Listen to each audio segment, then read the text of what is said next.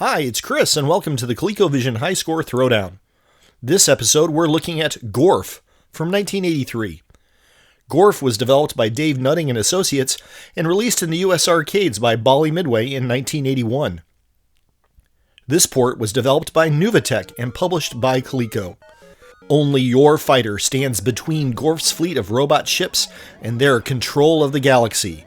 With your skill, you can defend the universe against the enemy's twisted technology. But Gorf never quits. Each mission you survive, Gorf sends another fleet even meaner than the previous one. Mission: defeat Astro Battle invaders that fire to disintegrate your shield and destroy your ship. Mission: clear the sky of robot ships and laser ships. Evade the laser attack that shimmers toward your fighter. Mission: attack! Out of the space warp, Gorfian ships come hurling radiation blasts that track your fighter.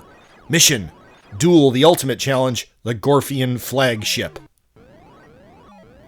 The joystick controls the command ship movement. Pushing the stick left, right, and up and down moves in that direction. Use either fire button to shoot.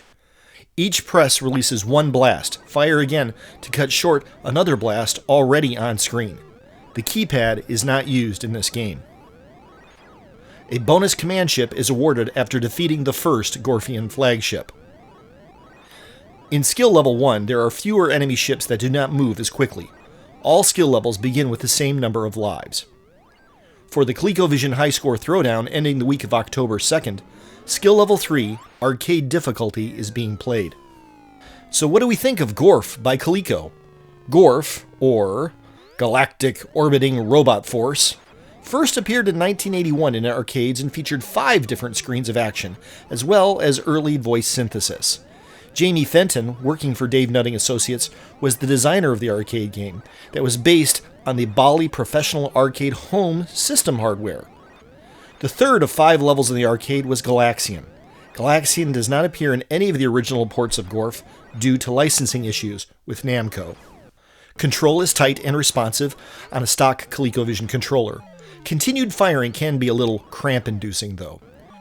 The Super Action controller has nice improvement in the feel, with the joystick lending a more arcade-like feel to gameplay and the triggers working well.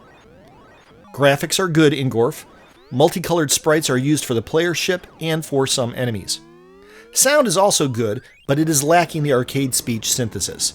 Both Berserk and Frenzy also used voice synthesis to get a player's attention and set them apart from other machines. At home, these games pushed their playability to make up for that loss. The 4 levels in Gorf are an interesting assortment. Astro Battle is a Space Invaders knockoff, and Laser Attack is a slight variation on Galaxian. Space Warp feels like it might share some game DNA with Atari's Tempest, considering Tempest hit the arcades 9 months after Gorf. The enemy flagship is one of the first boss battles that I remember doing in the arcades. The arcade level also had wreckage of the ship falling to the player for bonus points. The Space Cadet set of the first 4 missions aren't particularly difficult, but then things speed up pretty drastically with each rank.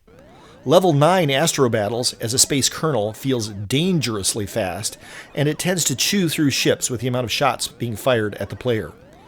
Each time you revisit the Space Warp, additional ships will emerge from it. 6 ships at Space Cadet, and then an additional 2 on the next level, and then an additional 1 after that. The flagship also has an interesting quirk to exploit for high scores. Enemy fireballs can be shot for 100 points apiece on this level. If the player doesn't shoot the flagship, they can rack up a massive score by just patiently shooting fireballs.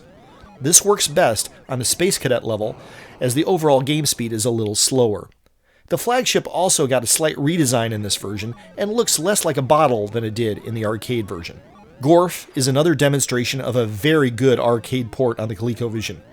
It has better graphics than many of its contemporaries, and the omission of Galaxian is the only shortcoming. But that's Namco's fault. Gorf gets a solid A. So grab your copy, turn on your ColecoVision, Phoenix, or even an emulator, and blast the Gorfian invaders. Until next time, game on!